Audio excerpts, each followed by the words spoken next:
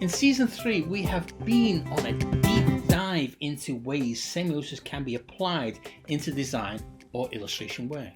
The episodes this season have also led you all to a surprising revelation that you have always been semiotic encoders. At this point, we are only halfway through our review of Season 3 episodes. With episodes 311 to 314, we began to join everything together with these new Peircean theoretical terms into designer-centric understanding. Our old favourite panda drawing example was replaced with an example closer to home, the Scout-Scott visual identity. The live bird's image that forms the identity was the main focus. The question was asked, when is a bird not a bird? Which framed the explanation of how encoded semiotic signs are already in plain view. What communicational power they have is dependent on the interpreter. So I used this example to begin our designer-centric explanation of how Peirce defines the triads of sign action power levels. These are grouped in threes around the semiotics of perception, interpretation, and delivery. As we know, Peirce's terminology is obtuse, so I began to use analog terms that are more useful to creatives. In sets of three, these different semiotic sign action power levels are a result of the interfacing between perception, interpretation, and delivery of the meaning.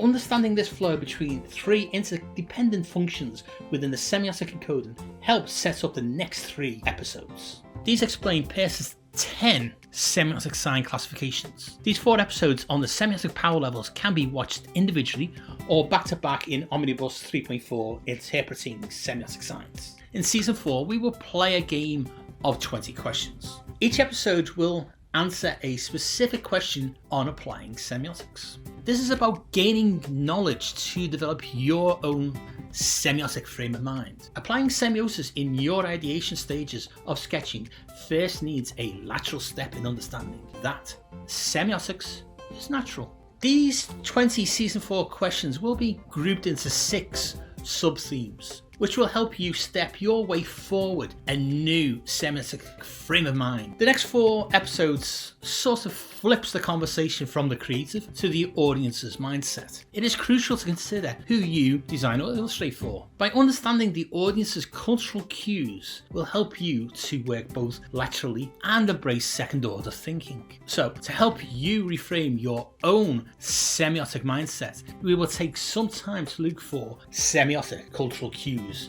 in the audience. The 4 questions I will use are: how is meaning in the eye of the beholder? Culturally, are your visuals communicating what you intend? 411, how can ephemeral qualities be so important? Let us go to the edges of perceiving to semiotically strengthen communication. 412, how do context affect visual meaning? Understanding the semiotic power across different types of audience. 413, how can other points of view enhance our creativity? Breaking first order thinking in your semiotic ideation. This season's theme was encoding semiotic science.